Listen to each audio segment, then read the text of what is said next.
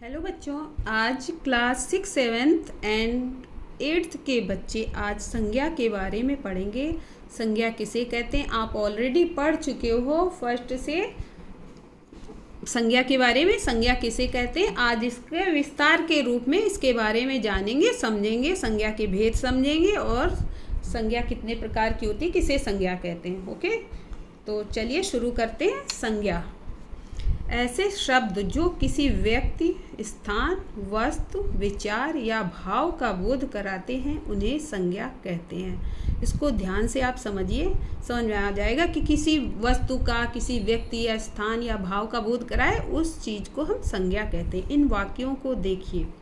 मोना पुस्तक पढ़ रही है, बंदर झूल रहा है, आम में खटास है, कमल गीत गा रहा है। उपयुक्त वाक्यों में मोना, बंदर व कमल प्राणी है, पुस्तक व आम वस्तु है तथा खटास गुण है। ये सभी संज्ञा हैं, लेकिन अलग अलग प्रकार की संज्ञा हैं तीनों। संज्ञा के भेद, अब हम संज्ञा के भेद में समझेंगे कि ये किस प्रकार की संज्ञा है।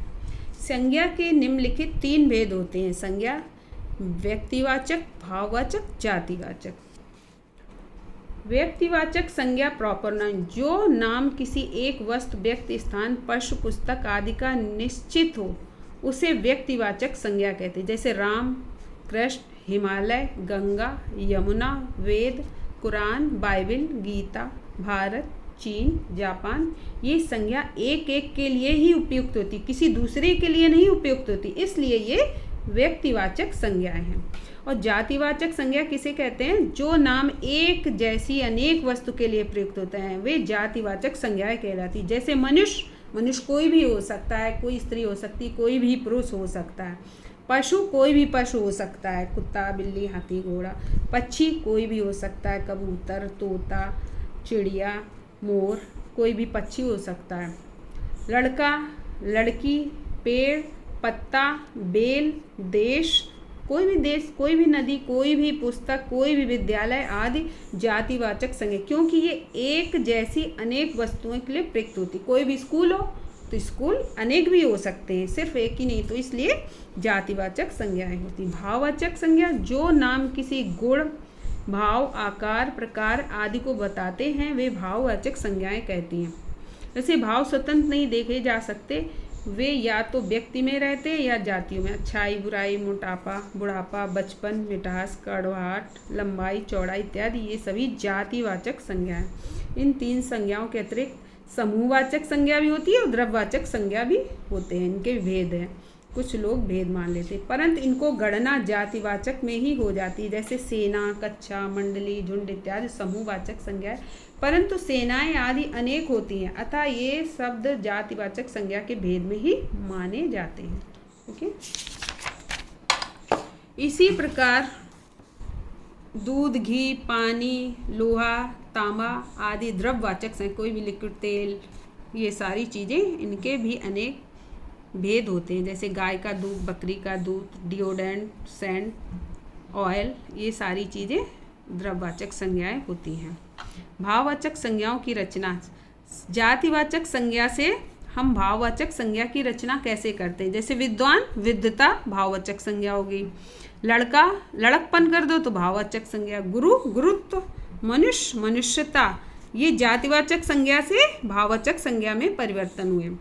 मनुष्य, मनुष्यता। भाई, भ्रातृत्व। पंडित, पंडित। ओके, अब सर्वनाम से भाववाचक संज्ञा को कैसे कन्वर्ट करते हैं?